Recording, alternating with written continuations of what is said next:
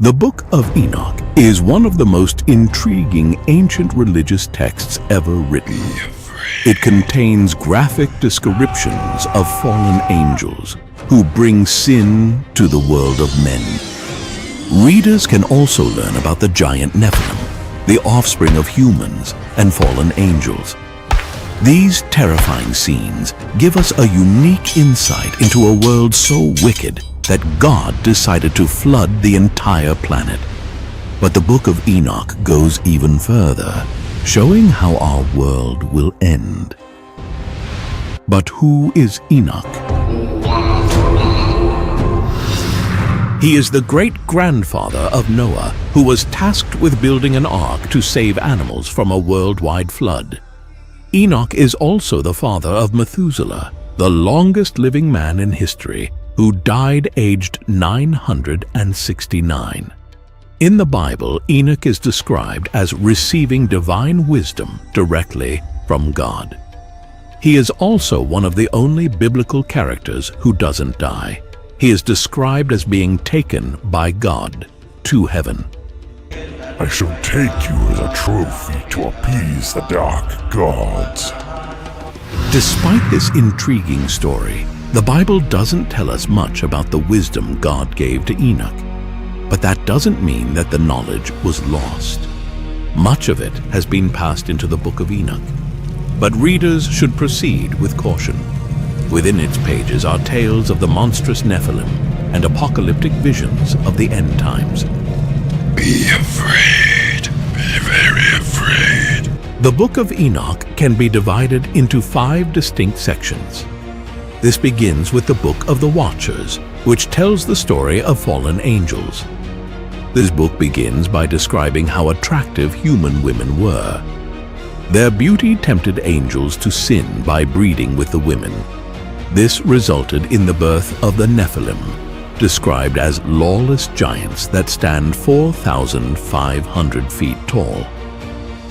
The fallen angels also gave secret knowledge to men, which caused men to sin.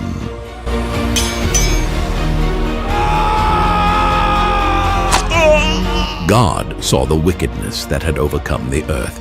He sent his angels to capture and imprison the Watchers. Uriel was sent to warn Noah of the coming flood, which God would use to cleanse the earth.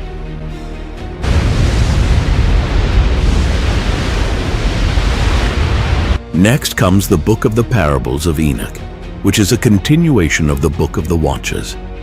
This contains a few interesting revelations. First, Enoch's journey into heaven is described. During this trip, he sees several angels and describes various locations. These include beautiful areas where tens of thousands of immortal beings praise God. But it also includes frightful destinations where the wicked will be punished and judged. Welcome.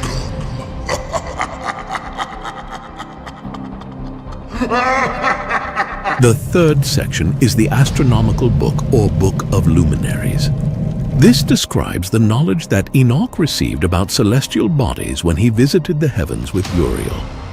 This was put into a calendar to coordinate religious celebrations on earth. Fourth is the prophetic Book of Dreams. This book mentions several future events, such as Moses leading Christian people from Egypt and being able to split the Red Sea. It also prophesies about the building of King Solomon's temple and the eventual destruction of that temple. Finally, we come to the Epistle of Enoch. This section is often viewed as the final parting words that Enoch leaves to Methuselah and his extended family. In this section, he recalls the history of the world. This houses his apocalyptic visions of the end times.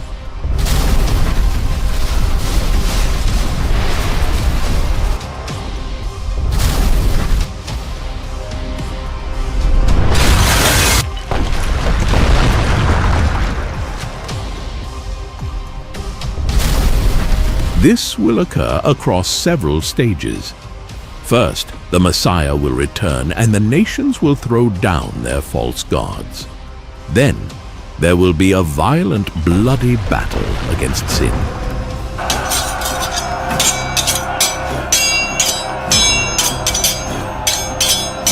After this, the earth and heavens are judged and reborn. This is the time when the final judgment will be made against the watchers. But there is a light at the end of the tunnel. After the battle, there will be an eternal time of peace when sin no longer exists. Where the church sits on the book of Enoch is a tricky question. According to religious scholars, the book was written around 200 to 300 BC. More importantly, though, it likely had several authors, with some passages being older than others. Because of this, it was decided that the book couldn't have been written by the original Enoch. This is why the church decided to remove it from the official canon. So, how much can we trust what is written in the book of Enoch? This is tricky. In the New Testament, Jude quotes part of the book of Enoch. The fact that he references the book shows that it was fairly well known and respected. However, whether the whole book is true, or if it should be viewed as a series of parables, remains up for debate. What do you think? Can we trust what is written within the book of Enoch?